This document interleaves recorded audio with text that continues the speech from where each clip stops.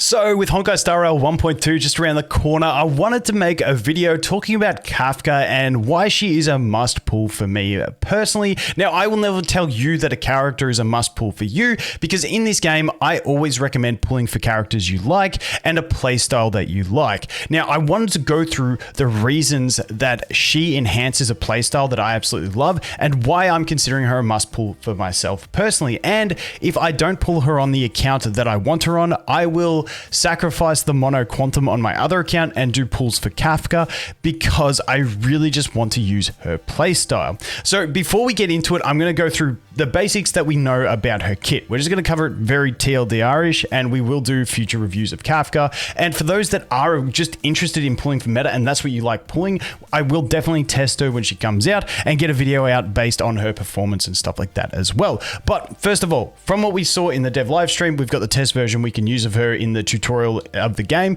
Her skill is going to be the main thing in her kit that really excites me because it's a cleave. It does max 3 targets, center target and adjacent targets. And it's going to trigger dot damage that they have. So any dots that they have, it's going to trigger them and deal damage instantly without consuming the dot, which is really, really fun in my opinion. Moving on from that, her talents, when an ally uses a basic attack, she's going to use a follow-up attack on that target. And then her ultimate is a full AoE with a shock tied into it, and it will deal additional damage to enemies who are already shocked. So that is the kit. Now her skill is the big thing for me.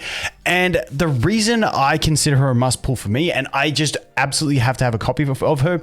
Early days, I wasn't too stressed about Kafka, but now when I think about it more because she's getting closer, I'm like, okay, I really, really want a copy of her.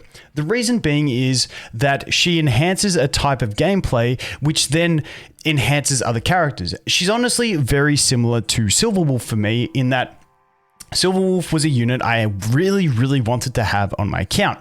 One, she's got a really cool design, same as Kafka. But two, she enhances other characters that I want to play. So with Silverwolf's case, it's that, changing the weakness lets me bring characters that I want to bring to combat to battles that I otherwise wouldn't be able to really use them as well.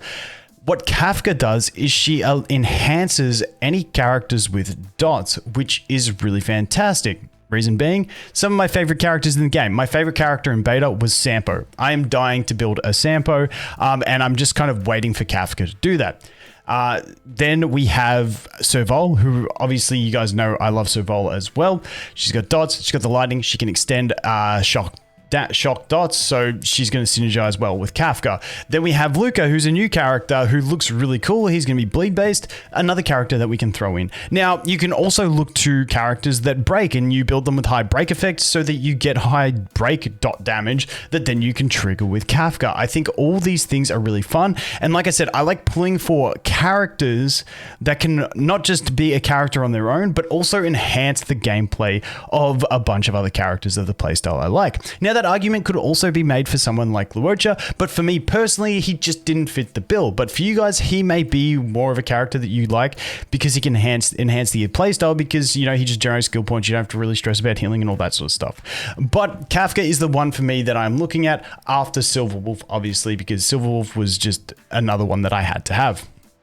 So when we look at that, on the other aspect of it is that my accounts that I'm pulling for her on are free to play. I prefer playing games free to play. I just enjoy it more. When I spend, I just get detached from a game. That's just my personal perspective.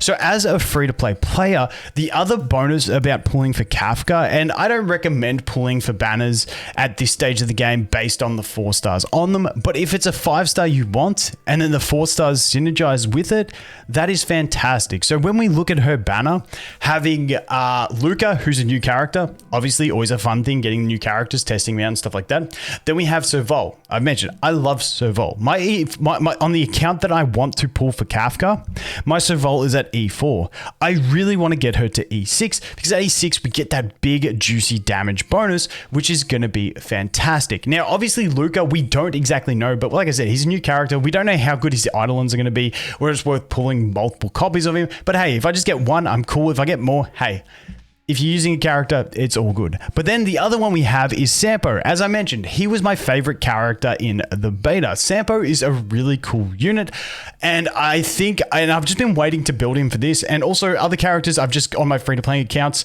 through other banners, I've just got all the Eidolons, so it just made sense. Like, I've got an E6 Dan. It just made sense to build him as my first wind unit, even though I wanted to build the Sampo. When you get something to E6 and it gives them all those enhancements, it's probably just easier for me to build that, and then I can just slap with Dan until Sampo gets his full functionality with Kafka. And the other thing is that I want to mention is I'm not saying these will be the best teams for her, but I'm more about not using the quote-unquote best team. I want to use characters that I enjoy and build teams around them that are fun. If I like Sampo and Kafka can enhance Sampo, I'm going to like that, even if Sampo is not the best partner for Kafka, if that makes sense. So, and with Sampo, obviously, his Eidolons, E4 is a great one. It's kind of like a mini Kafka, but it only applies to the wind shear dots, where it procs it. And then his E6 is just another big damage increase. So I really, really like everything about the Kafka banner. One, Kafka herself, because she enhances those units. And then obviously the 4 stars on it, because they all get benefit from that playstyle that I like. Also, I like all the 4 stars on it. If you hate all those 4 stars, I don't know, Kafka's going to be an interesting one for you, because then I don't know who you're going to play her with exactly. I definitely think there are comps out there, but yeah, I just like everything about Kafka and her banner. Now, the other option is you can pull for her for mummy value, and I know a lot of people are doing that. That is not me. That is not what I specify my pulls on. That's why when Kafka would, like, early days, I was like, well, why is everyone so excited about Kafka? And then it was like, it wasn't until I just started thinking more about the playstyle and the characters that she could enhance that I started getting more excited about the Kafka banner. So that is the main reasons I am looking towards Kafka, and she is a must pull. Like I said, for me personally, I'm never going to tell you guys who is a must pull for you, because I think everyone is different, and you should pull for whatever you think is going to give you the most enjoyment. It's a casual game at the end of the day. I think having one specific unit over one other unit at most is going to give you like an extra 3 to 6 stars in Memory of Chaos, which, you know, it isn't a crazy amount. So just pulling for what you enjoy is a thing. Like I said, for those who are meta slaves and enjoy that, and that is what you love, I will be definitely testing Kafka, and I'll give you my thoughts on her relevant strength.